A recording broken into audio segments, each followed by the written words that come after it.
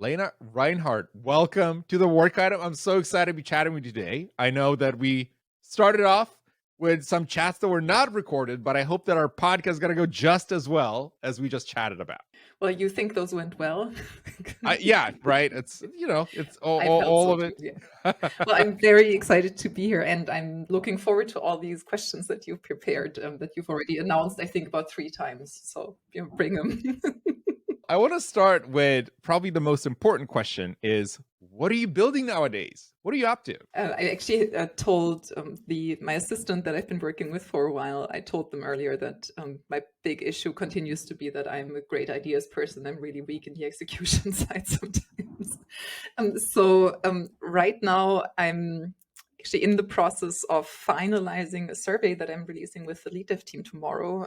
It's the Great Engineering Management and Engineering Leadership Survey, to basically put some data behind all the changes that have been going on in the tech industry in terms of shifts around management roles, leadership, companies squashing middle management, things like that.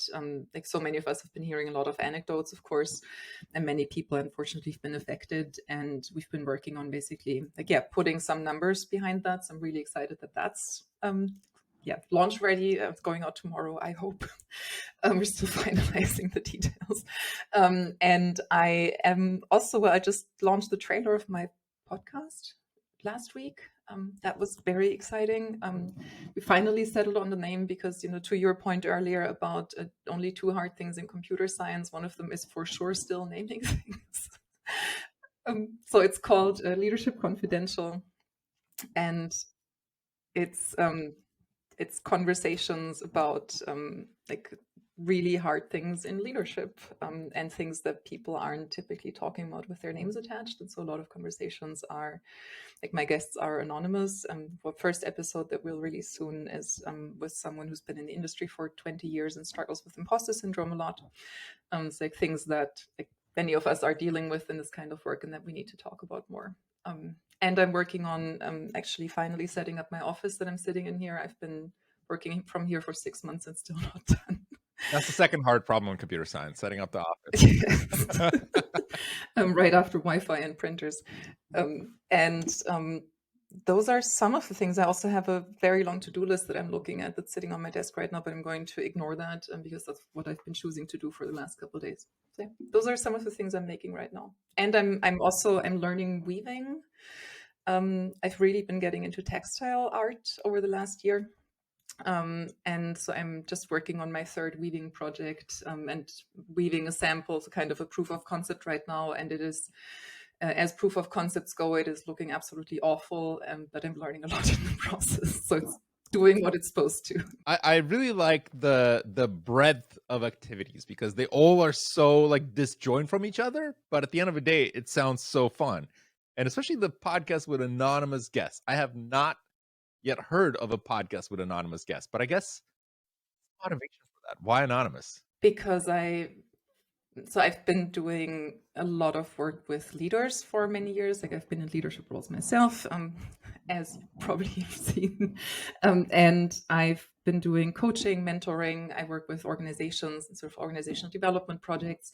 And I've also been doing a lot of kind of community coachings at conferences, basically offering coaching that's kind of in the open, quite short sessions, and where other people can listen in. And there's basically been a couple things happening. The one is that I've realized in my own work that it's a great thing and sometimes also really frustrating that it's basically always the same issues that organizations run into, that leaders run into, because we're all human, and organizations, even if they pretend they're not, are still made up of humans to some degree.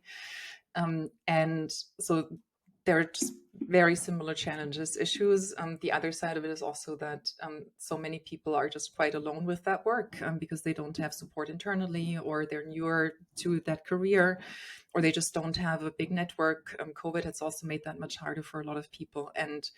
But I keep hearing about the same issues and questions from people, but one-to-one.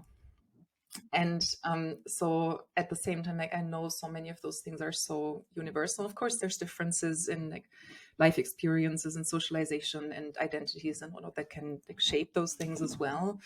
But the topics just are quite similar. And so want to make space for that. And at the same time, I mean, honestly, I've asked around people who know this kind of podcast business, I guess, and they advised me against going with anonymous guests because, of course, like guests bring listeners, is what I was told. And I get it. I do also have a couple of guests who are there with their name attached. But I will say I've recorded about, I think, 10 episodes. Yesterday was the 10th. And there is a difference just in how open people feel they can be. And of course, ultimately, as a leader, especially, there is this idea that, like, I wish we were done with, but there's still this idea that you have to be competent and you can't make any mistakes, and like people want to protect their reputation, and that's absolutely fair. And so I found that basically being like talking about things that are hard about this work is just much more possible when, like, yeah, guests aren't there with their name. Because it sounds like there's a lot of potential for what in the industry folks refer to as like career limiting moves, where you say something and now it's on the record, and now when somebody goes and Googles your name and say like, oh, this VP of engineering or this CTO said this, even though if your opinion like changes down the line or maybe you evolve, but like it's I really like the approach. I think that actually does foster probably some more candid conversations with folks that do have those unique insights. Yeah, well, and I mean, I will say, like, every conversation I've had so far, I've been really just in awe of, and like they still kind of, you know, resonate with me. I'm really excited to like get the first episode out again soon. Like, the one issue with doing so many things and being interested in many things is that I'm also a terrible bottleneck in a lot of those things.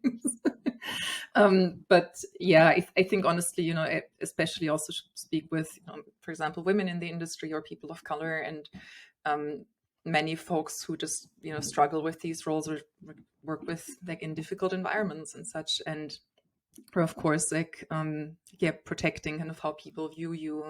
So it's really important. And of course, I want the industry to be a place where we can have those conversations in the open. There are also people who, you know, talk openly about things like burnout, for example, or give conference talks about that, and I really admire that. I think it's great, but I also know that we still have a long way to go for things like this, or things like, yeah, mental health topics, for example, to be less stigmatized.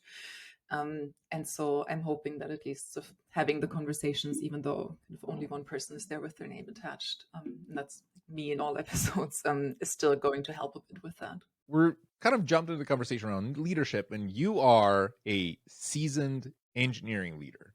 What sparked your interest in this career track, like this particular path? Because, you know, talking to folks that I help like mentor, sometimes there's kind of this dilemma, like, should I go into management and should I not? And some folks have different motivations for it. I'm curious, what is yours? I got into this entirely by accident. Like, I'm a very terrible, terrible model for this. On the flip side, though, maybe even a quite useful example in some ways because of it. I don't have a traditional kind of management career background. I don't have a background as an engineer. I can't code my way out of a terrible situation. Unfortunately, I've tried, but it's just not my thing. And I got into it through my background in business. So I used to work at a bank. That was my first career, and had this business background, and had been contributing to some open source project. I've been doing a bunch of marketing work for CouchDB, shout out.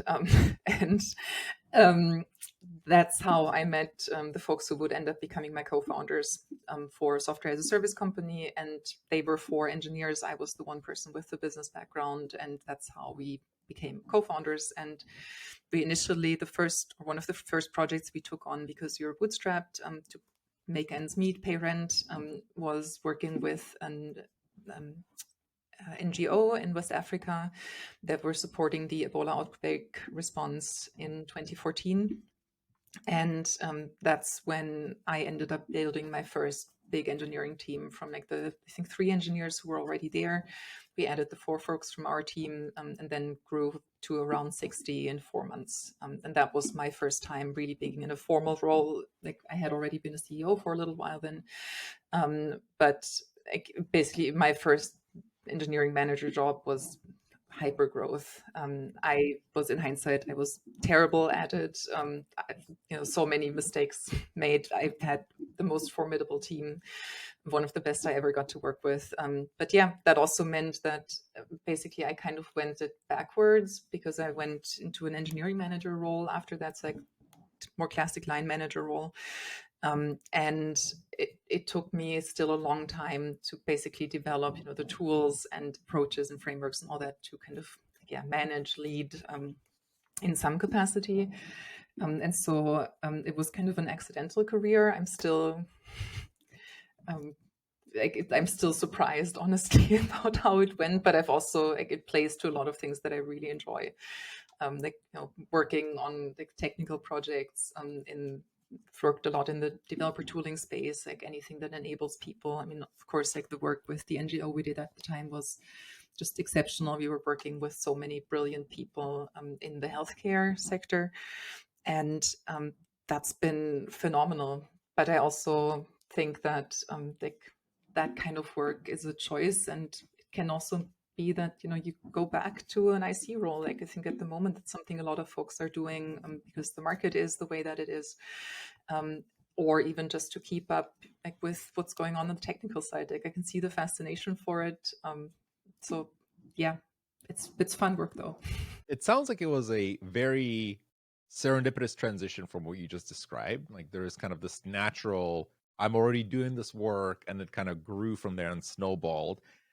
But for somebody that kind of works in the field, oftentimes the path to a leadership role is kind of opaque, especially because folks get busy with the day to day. You have to deliver a bunch of, engineers deliver code, PMs deliver specs and customer conversations and all these things. And it's not always clear as to what do I actually need to become a leader? Like what's required of me to do that? Because I'm doing my work, but what else? In your view, kind of what are the things that folks should be thinking about as they're preparing to make that jump? Or if they want to make that jump, say somebody that is exploring the possibility of becoming a manager, becoming a lead, or anything like that. I kind of want to lead with some kind of principles that I have for thinking about this. Like the first part is that I'm a firm believer that leadership exists at all levels and can exist at all levels. Leadership is a skill set. Leadership can be learned. Leadership isn't something that you need to be born with, or you need to be leadership material. Like there's so many stereotypes and cliches that exist about this, like presidents who are great leaders and whatnot. And those may be well true, but they're so far from the reality of maybe honestly, if me as I'm sitting here, I don't want to say that it's far from the reality that you're in. Maybe it is yours. Very presidential vibe, but so that also means the bit that's then worth looking at is basically what are those skills. The kind of sidetrack I want to take really quickly there is that it's worth thinking about what interests you in this work. So, when someone says, hey, I'm interested in leadership, is it, does it have to do with actually, is it about managing people? Is it about managing complexity? Is it about getting bigger titles or more pay? I will say on those last 2 points, there's often a lot of shame attached with that. Like even when I'm in one-to-one coaching with folks, like, oh yeah, I kind of like a big title. Like, yeah, big titles can be intriguing and can be honestly door openers and can be helpful. But it's helpful to know what your motivations are. Just because, for example, even between going into people management or wanting a higher level IC role that ultimately could even end up with becoming a CTO, for example, that's going to just mean slightly different things in terms of what strategy you pursue. I think the next step from there would be, figure out, what kind of leadership can you demonstrate in the area that you're in. One big part that I always find is a huge leadership skill is managing complexity. So the classic transition, if we just go from the sort of IC path for an engineer who wants to demonstrate more leadership, The classic setup is you're a junior engineer, you get like really bite-sized tasks. At some point, you probably own a whole epic. At some point, you own a project or a whole feature deliverable. Those get larger, and the biggest thing that scales there is the complexity that you're handling, the like size of the context, the number of people that you're talking to. There's probably at some point some politics involved. Those are classic leadership things. And so even if you're, say, an engineer who's working at the team level, like what's the kind of leadership that's needed in your team? Does your team, for example, need help with even things like facilitation in meetings, help with communication with some stakeholders? Can you step up and support someone who's newer in the company, help them through onboarding, mentoring? Basically to say, like, look at all the things that make a leader, all the skills that go into that, and figure out which of those can you bring to the area that you're in. Also, to leadership, validate those assumptions. Like if you say, hey, I have these 3 ideas now for areas where I think I can lead more, speak to your manager or speak to the tech lead on your team. Say, hey, here are my ideas. I want to do this work. Can you support me? Or does that resonate with what you're seeing? Get feedback for how you're doing. So there are a lot of things that, honestly, if you at some point run a whole department or a whole company or so, those things happen at a different scale, yes, but the skills that you need are still pretty much the same. Just the complexity shifts a bit. Well, it's something interesting that you just alluded to with the call out for tech lead is that leadership can be in both managerial and IC roles. And that is the kind of the mistake that folks often make, especially early in career, where they think like the only way for me to grow and become more of a leader is to actually become a manager. But there's alternative paths, which is things like tech lead, architect, where you kind of take the role of somebody that does shape the product in a way that kind of shifts how the team operates, but you're still an IC. Like a tech lead is not necessarily somebody that manages people. An architect is not somebody that manages people, but they have an immense amount of influence over the product. 100%. And I will say I've worked with some exceptionally great, like very senior engineers, like architects, principal engineers, senior staff or so. And it makes such a difference because ultimately the skills required for this work are very similar to people manager. Like there is like basically you get handed a problem. The problem is, for example, we want to increase our revenue by X, or we want to decrease our engineering cost by Y%. Something like this, the higher your level is, the bigger and probably the blurrier the scope of this problem is going to be. And then your mission is to figure it out.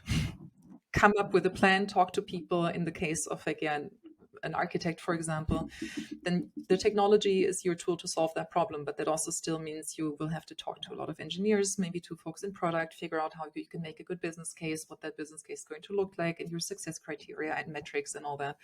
And if you're a people manager, like the problems take on a slightly different shape. You'll probably still get something around, hey, we want to decrease our engineering cost by X%. You would partner with the architect. And another part would then be to look more at things like team efficiency or how like the teams are structured and what you can do on the process side and whatnot. And so there is a bit of a kind of distinct skill set that I think is required for people management, just because there is a stronger focus there. But at the same time, once you're basically at an IC level or at an engineer role, where you are operating beyond the scope of just one team, that's when you also need to bring out more of those kind of political qualities. Also, something that you called out in the conversation is that the need for title. And sometimes folks look at this as like, I do want to have a higher title. Like I want to be the staff engineer, the principal engineer. I want to become VP. And it's easy for folks to also discard this, like, oh, title, whatever, it'll come with time. But what I've seen is that especially for underrepresented communities, titles carry a huge weight. Like I've seen people get ignored in the meeting, and the moment they get promoted and they're like, now they're senior or principal or staff, the atmosphere changes. It's one of the things that where I wish the industry were more advanced than we are. But while we are working towards that, I think it's important to acknowledge the reality of things like that. I have regularly spoken or regularly speak with folks who are basically, questioning, like, should they take a promotion? Should they, step into the next level, even if they feel like they're not ready? I don't say it's the blanket advice I give, because I try not to give blanket advice. But titles have so much weight, and you put it very well. And there can be reasons not to go for it. But frankly, even if you just end up having a title for just 1 month, if it's a specific title or it's that title within a specific company, it can open doors for you. And yeah, I hate it, but that's definitely how things work, and including, like, as you mentioned, like internally, in terms of what kind of say you have, and as well as in how it reflects on basically what it looks like on your CV. From your experience, not only are you a leader in kind of the traditional sense of like manager, but also you were a VP of engineering, which to me, like, that puts you in the category of executive, which the path to get there is even more opaque than getting to like a traditional lead. What is the avenue to get to that level, to somebody that's a VP? And I fully recognize the fact that, if we're asking this question at a startup versus one of the, Fortune 500 companies, the answer is going to be different. Like, I don't think there is a single format that can kind of cover all of it. But from your experience, what does a path look like? One thing that I want to add as an additional caveat, even though I hate leading with that, is that the industry is shifting so much right now. And I do think a big part of that is, like, we've already seen some shifts in what, like, leadership manager roles look like. There's less middle management in a bunch of organizations. Some line manager roles have become significantly more technical and all that. So with that, I also expect that those kinds of career paths are going to, like, shift again in the next couple of years. And that also means, like, there is a lot of uncertainty, and even more so, unfortunately, than there already has been. But having said that, I think one big way to get to those kinds of levels is, like, still basically to be in a growing company. If you are in a company that's, that has plans to scale, that has the money to do it, or that has the solid, like, product market fit and business model to get there, even if you're, only joining at a lower title, you're, for example, joining at engineering manager level, or you're joining as a very senior or a staff engineer or something like that. Being around relatively early on with a company that grows quickly can be really helpful in terms of just getting to a higher level. And there are still companies that are doing that. It's not all doom and gloom in the entire industry. I think another big part is basically demonstrating that you can bring value to an organization. And that is something that, again, you can do at different levels. There is, of course, I think with, executive roles, but even with, I would say, staff and anything beyond on the engineering side, there is always the big, like, essentially question mark that it's kind of always a combination of, like, the right person and the business need being there. So honestly, a big part of getting into roles like, say, architect or then VP, what you asked about, is just a matter of timing, and that's really unfortunate. But it's, I think, important to keep in mind. Honestly, another thing that I always recommend is don't ignore all these recruiter messages.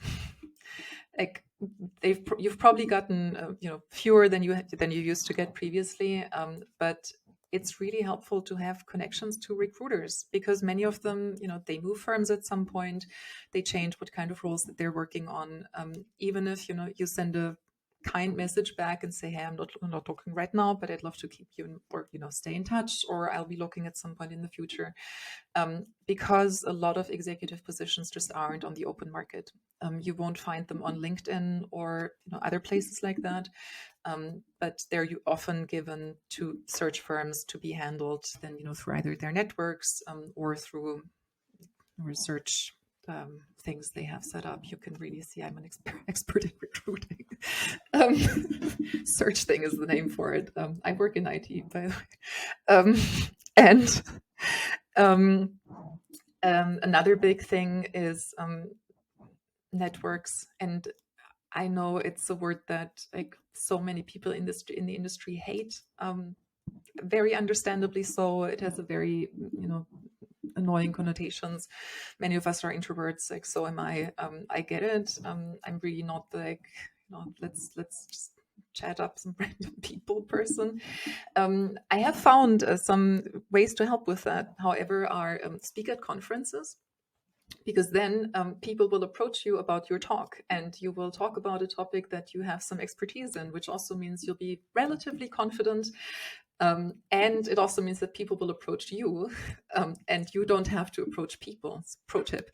Another thing can be to, go to meetups. I've run a leadership dinner for a couple of years. It was just a small thing, like 15 people. And the idea was that, every time we had like a core group and they would always bring at least one or two new people with it, like relatively small. But, find ways to connect with people in the industry, because even if, you have a like friendly interaction with someone today, you'd never know what's going to come of it. And don't estimate the power of that. And, like all of us find all of this a bit awkward and whatnot, but, we're in this together and we can be awkward together. And so like this, having a reputation there helps. I would also say on the networking bit, I did mention the public speaking already, but I think that's also helpful from that angle. Like at some point I started basically deliberately choosing what I spoke about. I shifted towards talking more about DevOps culture and change culture for a while, then shifted more to leadership topics, because there is also a thing in like, the topics you talk about and what people then know you for. Yeah, but all that said, the path towards executive is weird, it's murky, and unfortunately, like with a lot of leadership roles, the best way to get one of those jobs is to have one of those jobs. And that's where we're again sort of with the growing company and with kind of building a profile for yourself and helping out and whatnot. Yeah, so I feel like it's a very dissatisfying answer that I gave here, but I think it adds a lot of clarity, though. And something that I'm sure our listeners are probably curious about it that you alluded to is that the search for executives is usually not on the open market.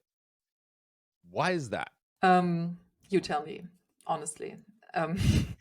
I do occasionally see like, VP posting or so, but anything that's higher level, very rare. My impression and what I'm hearing from companies is that they basically kind of want to protect their reputation. There's often a factor in, especially once you're bringing in someone at, I guess, say VP and above level, that it can also, send a signal to either investors or to the competition or to the market overall. Like there is often a lot of secrecy around the hiring for those roles. Another factor can also sometimes be that basically concern about access to candidates, and the idea that kind of going through an external firm is going to just give you a different roster of people. They're already kind of filtering. They have a very different incentive structure than your in-house recruiters, because they're usually getting paid on placement, and then some sort of percentage of their annual salary or so. I don't like details are different in each case. But yeah, I don't think it's very good practice, just to be clear. And I wish there were more openness around that. I also do think companies are doing themselves a disservice. I have been on executive interview panels a bunch, and unfortunately, the executives that they were then talking to typically look very similar, and nothing against people who look very similar, but also bring very similar backgrounds and experiences. And especially in an industry where specifically leadership teams are still incredibly homogenous, that's going to stifle innovation in your company. So like, yeah, if you can, like, at least post a director job posting outside. But there is also, I think the other last part that's worth mentioning is that there's often a lot of fear associated with filling those roles. Even for like we didn't talk about that level specifically, but even for staff level roles, it's like anything that's a very kind of for on the engineer career path, a quite influential role across companies. Those are typically roles that companies prefer to promote within. Same for even director or senior manager. Right, once there is a kind of quote unquote proven track record of someone like delivering, there is more kind of comfort. And I think it's at least my kind of slightly spicy take on this is that I think one big aspect there is that companies are just really struggling to know what to expect from these roles.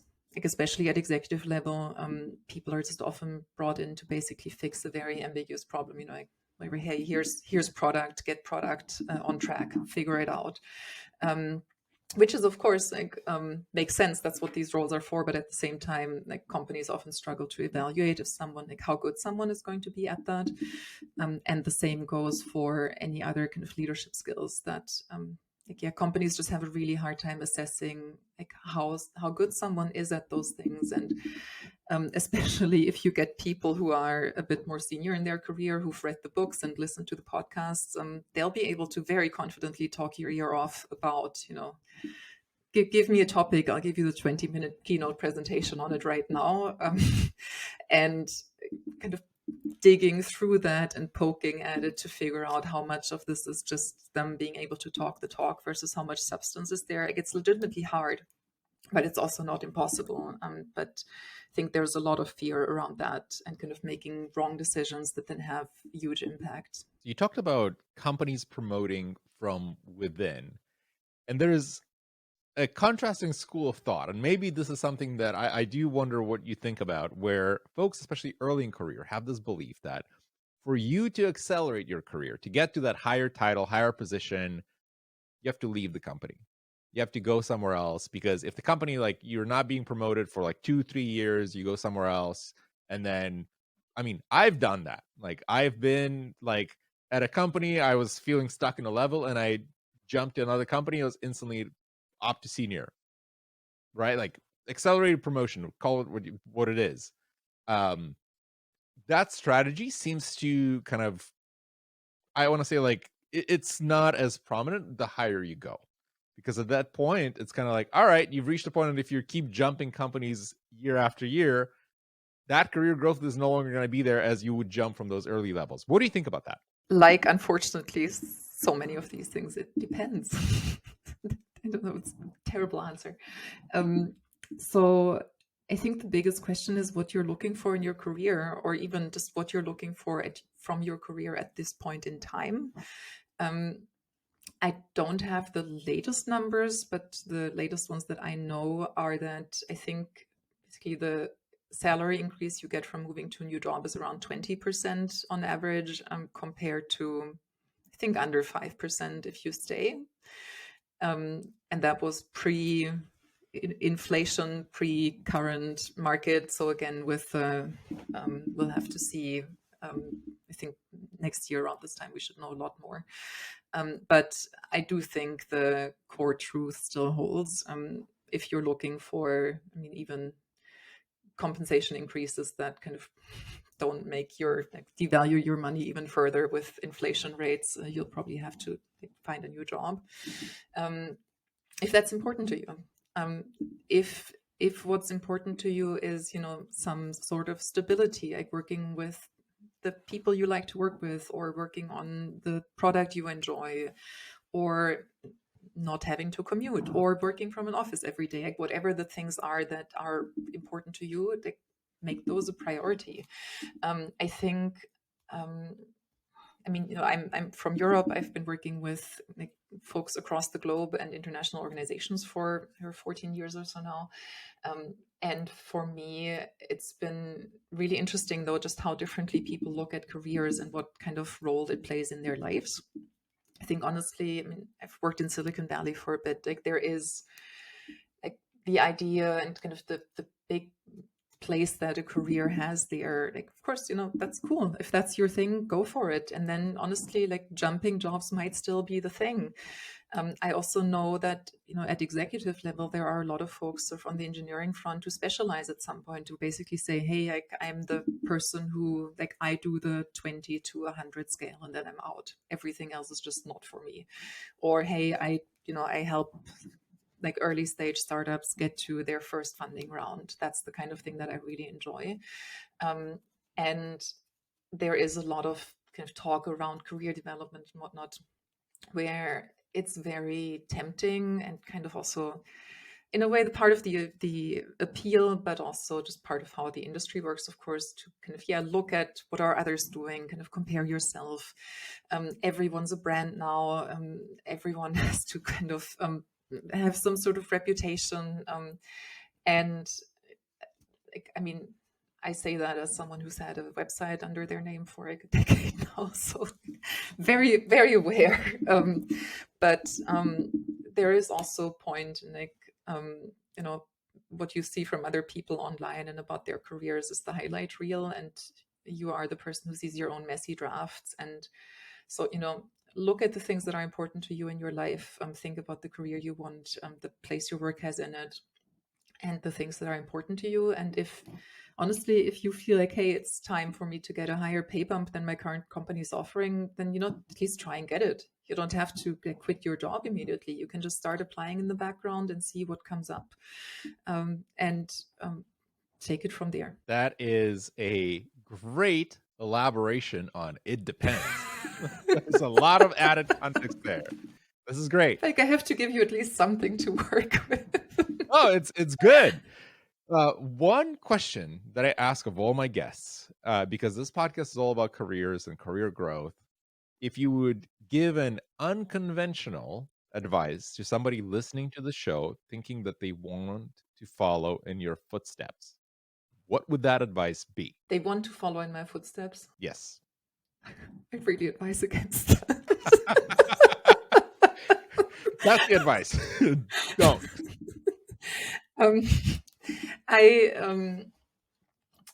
I will say, before you said the follow in my footsteps part, the thing I was going to say is just chill a bit. If you can, of course, we all have to make ends meet and all that. So the degree to which you can chill may vary. I also say that as we don't know each other that well, but I also say that as a person who is known to be exceptionally unchill in her life. And that's also where the, don't follow in my footsteps is coming from. It's something I'm learning a bit more. I did a 10-minute breathing meditation this morning, also, I think for the first time in about 8 years. And I feel like that was very good for me. But yeah, and I also say that as a person who's I mentioned all the things I'm working on right now, and that wasn't even half of the list, because I felt like we should get to the actual topic of this. But I'm a very curious person. A lot of my kind of what became career growth started as things that I was really curious about and things that interested me, that I don't want to say that I was passionate about, because it's a word that's so overused in job postings. But, for example, public speaking, I started because I wanted more people to be excited about contributing to open source projects that could really use some help with marketing, for example. That was my first talk, and that's how I ended up speaking at a conference. Or, the whole thing about leadership and building teams, I initially started because there was a need.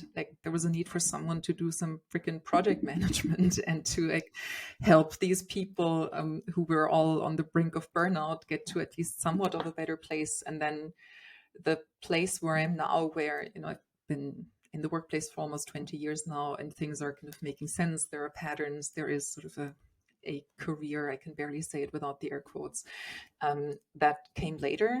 And of course, there are a lot of things where I met the right people at a good time, where I had support from great people, and where I also put in a lot of work. I wasn't someone who was strategic about my career. I still have questions about, where is this going to go? What am I going to do in the next years?